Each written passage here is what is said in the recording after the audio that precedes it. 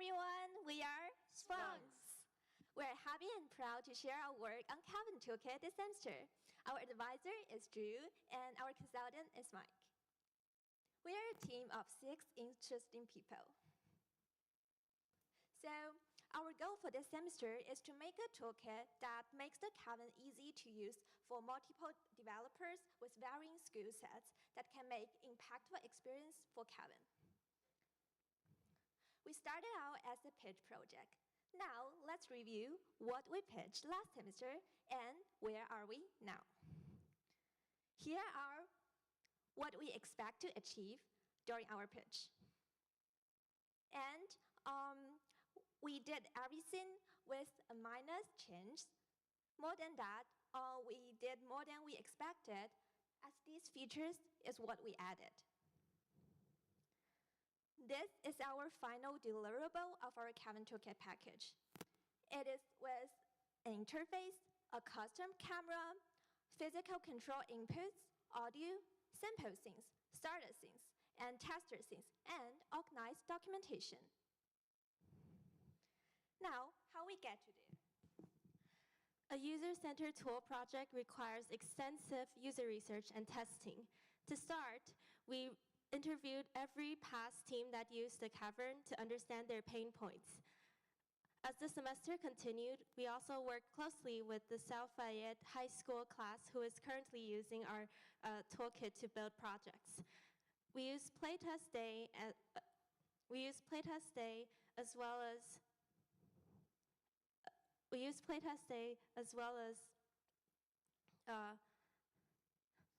jams, as well as tour group demos to learn about what guests want to experience and to test our documentation as well as sample scenes. We also realized from the very start that a tool cannot be tested like a game project can through playtest, which is why we decided to hold 2 Cavern game jams this semester.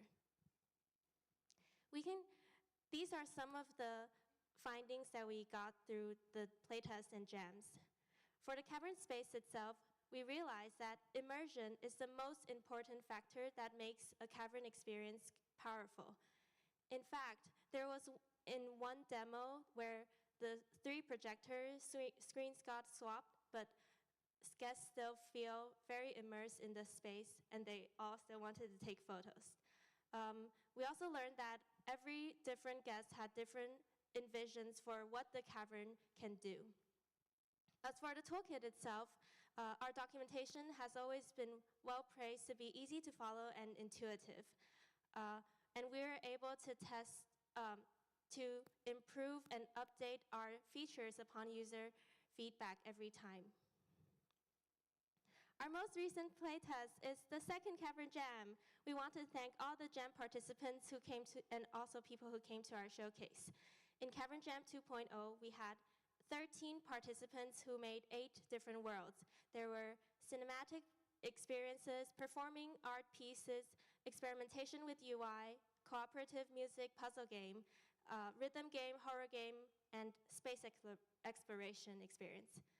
This time, aside from a short setup time and high confidence of developing more experiences on the Cavern after the game jam, we also got feedback that our toolkit really enabled them to be more ambitious about what kinds of project they can make. And that also our documentation plays a great part in letting them understand the underlying processes of even people with lesser Unity experience. And now let's talk about our target audience. To create a user-centered toolkit, we have to center our users. So let's talk about our target users. We want to create a toolkit that's usable by anyone who has access to a Cavern and wants to build projects with it. For this semester, we focused on 2 groups. One is ETC students and faculty, and the other is a high school class at South Fayette High School. They also have a Cavern, and they're running a class about building Unity projects for the Cavern space. Since our developers come from a variety of backgrounds, we wanted to make a toolkit that was simple enough for beginners to pick up, but also robust enough to support more advanced users. And this helped to shape our design goals for our toolkit throughout the semester. We decided that we wanted to create a toolkit that abstracted away most of the complexities of setting up input devices and other Cavern-specific things so that people can develop in Unity as if they're just creating a normal Unity project as much as possible. So let's look at what our toolkit looks like. In Unity, this is the Unity package manager, and you can find our packages here. Originally, we started out with one big package that had all of the scripts in it, but then we realized that we should split out the input devices into separate packages to make this toolkit more modular and more extendable for future people who want to add and edit the toolkit. Additionally, putting our tools in the Unity package manager allows people to update these packages really easily and really quickly. Now let's take a look at what our packages look like in Unity. So once you download our packages, you'll see a custom toolbar pop up that says Cavern. Once you click into that toolbar, you'll see a drop-down menu that allows you access to all of these tools panels. So each panel is for each of the packages. There's a Cavern base package that has all of the basic stuff you need for any Cavern project, as well as one for Vive trackers that includes interaction building blocks and an Orbic one for the Orbic sensors. We also recently did a UI update to make the user interface clearer to read with icons. And all of these support a single click setup, so you just click the add button and you have everything that you need. Now let's dive a little bit deeper into the specific features of our toolkit. First, let's talk about rendering. In order to render a Unity scene to the Cavern, which is a 270-degree screen with stereoscopic 3D projection, we had to write a custom render solution. In the past, the camera was a custom 32-camera rig. However, this posed a lot of challenges, so we decided to simplify this into a singular camera that samples from a cube map. This significantly improved the camera's performance, and our camera supports both stationary and moving camera, and also allows for head-tracked movement. Additionally, based on artist feedback, we created this mesh preview that allows you to preview what your scene will look like in the Cavern on the computer. Since our first game jam, we have made several updates to this feature, including porting it over into a Unity gizmo, as well as having it live update just in this Unity scene mode, so you don't need to even enter play mode in order to see what's happening in your scene. Now let's talk a little bit more about the input devices. So we have supported a Vive tracker such that the developers can get its position and rotation in the game. Previously, this was a huge hassle and very time-consuming to set up. By halves, we have already abstracted it such that it only takes like 2 clicks to get it into your game now. This was not easy, and we had to try many methods before finding one that works and that required some custom engineering as well. Of course, there is no point in having a Vive tracker if you cannot do anything with it. So we've added some building blocks for interactions so that users can immediately get some basic interactions into their games without any code at all. We have follow, orbit, evade, look at, and we also allow the developers to split the Cavern into different zones with a dead zone in the center, and all of these are configurable as well. And while I'm using the Vive tracker as an example for all these interactions, they are not strictly tied to the Vive tracker and can be applied to any object as well. So other than just for like Vive tracking, they are also good for general game prototyping on the Cavern. Our newest addition to the input system is the Orbic Phantom boat. So they act like the Xbox Kinect in the way that they can track your body movements. So when building our package, we had to make some considerations. Paid packages do exist on the Unity store, but due to licensing, we are not allowed to distribute them. So in the end, we decided that we will reverse engineer the open source Azure body tracking demo from Orbic. But it came very bare bones and there was no documentations, and there were a multitude of problems we had to solve. So this is a non-exhaustive list of things we had to solve, such as crashes if no sensor is connected, And the demo was made for a single sensor, while the cavern has 3 with no native way to synchronize them. And some sensors in the cavern are mounted right side up, while some are upside down. So in the end, our solution was to support 1 sensor and 1 player in the time that we had, and we provide an intuitive interface for the developers to select which device they want to connect to, as well as to support multiple orientations for the sensors, such that no matter how they are mounted, it will not be a problem and you'll be able to use them properly. And of course, this is how simple it is to add it to your scene. 2 clicks, we're done. And Cavern also supports quadraphonic or 4-speaker setup, which is with a low-frequency speaker at the back. What makes Cavern audio special is that aside from post-cue of sound feedback, we can also have preview that directs audience's attention in the curve to space. To enable that, we have to have the Cavern computer configured as 7.1, and our toolkit will automatically configure the software side for our users. And sound design is most important, especially the spatial blend aspect, which is all documented in our user documentation and best practices. Thank you. We discovered that there's 2 ways of thinking about the cavern, either as a screen or as a window. Depending on which view you're using, your user interface needs change. Because of this, our toolkit supports 3 methods of creating in-game UI. Flat world space UI is best when treating the cavern as a window, since it ignores the curvature of the cavern. On the other hand, while it can be rotated to face the center, it will always look like a flat plane. The round world space UI is our way of dealing with this. It fixes the issue by wrapping a 2D plane around the cavern so that everything faces you. This is best when treating the cavern as a screen.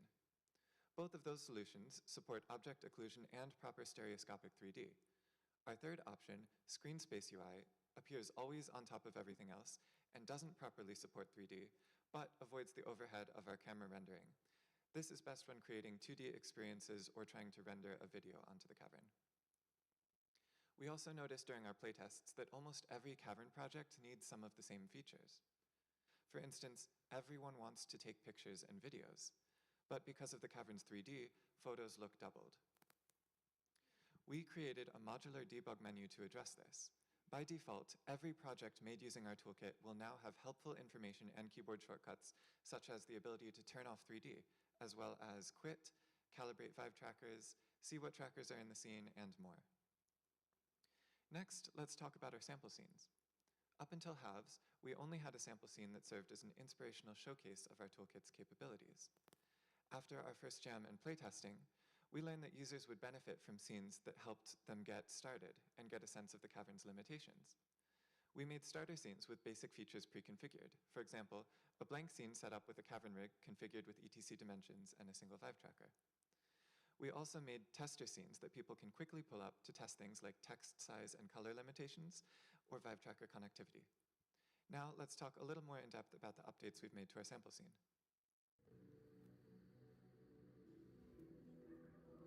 This is our sample scene version 2. It's mainly the player will guide the little creature to find its mom. We aim to make the players to experience a peaceful and silent experience for all ages. These are the 3 main goals for our sample scene. The first is we want to show the immersiveness of our cabin, and the second is we want to showcase the interactions. And finally, because we are having a custom camera, we try to improve the performance in our sample scene. To achieve those goals, we designed our sample scene and created our art assets. Here is a showcase for all of our assets. Specifically, after Halves, we update and polish our assets. We work on the look, depth, and scene and create stylized texture for it. We make sure those assets are not only look good on our PC screens, but also looking good in the cavern.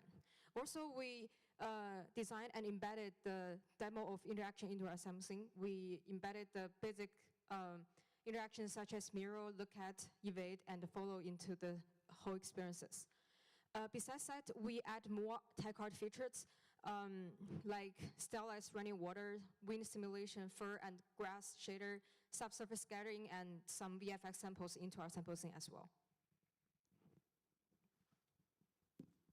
To ensure that our toolkit is usable and extendable, we wrote up extensive documentation, both user tutorials on how to use our toolkit and how to get set up, but also design best practices that compiles all of our experiences and experiences of people who participated in a Cavern Jam for creating Cavern experiences.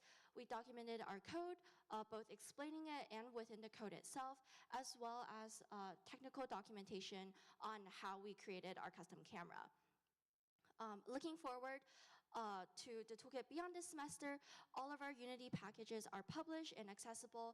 Our documentation will be hosted on a website, and there's a lot of additional features that we didn't get time for, but we would like future toolkit developers to maybe take a look at and extend our toolkit. We couldn't have made it this far without all the amazing people supporting us. We want to give a special shout out to Stacy and her class who are here with us today from South Fayette High School. Thank you so much, everyone, and we're ready for questions.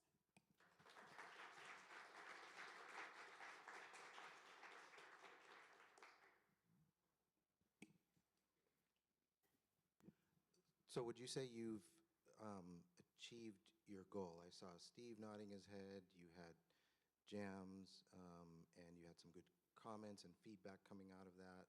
So it seems successful, but where do you feel that you've achieved your goal? If you reference like this slide in the beginning, we feel like we've definitely achieved everything that we pitched last semester and more. So we had a lot of features that we added on top of what we had originally planned. So we think that we're pretty successful in creating this toolkit. I think also our goal was to really reduce onboarding time so people could create experiences quickly. And the fact that we were able to have so many people who had never worked in the Cavern before create experiences during our game jam, I think really is a testament to the fact that we were able to achieve that. And something that we did not expect was that we were able to host not just one, but 2 jams with it. And the first one was actually before halves. So by then, we were already able to get a lot of feedback and iterate upon the toolkit after halves.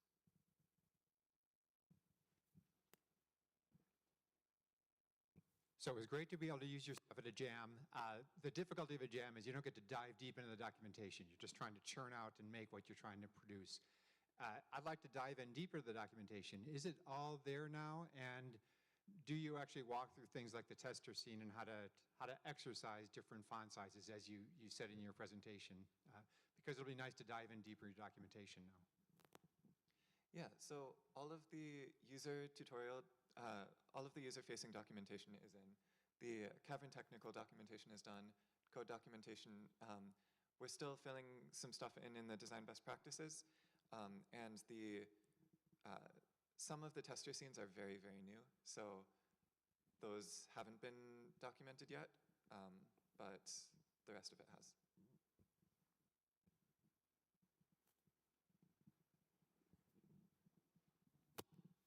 If another team was to follow up and do more work to advance the Cavern, what are some of the things you'd really recommend the most?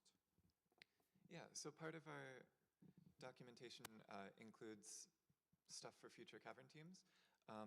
But on some of these additional features, we only were able to get so far with Orbeck. Creating a whole package for that from scratch is kind of a semester project on its own. But there's a few things that we think could be really interesting to look into. Post-processing for visual effects, that's something that we intended to get to but didn't have time to. Improvements for the Vive tracker, supporting more features. And there's a few things that I personally am very interested in. There's more caverns that are in the works being created, or other schools are interested in having caverns of their own, and if we are to have kind of a network of caverns around the country, we probably want some way to make projects more portable between them. And so looking into world scaling or adjusting worlds to fit the size of the cavern that they're running on, that's also an area for future work.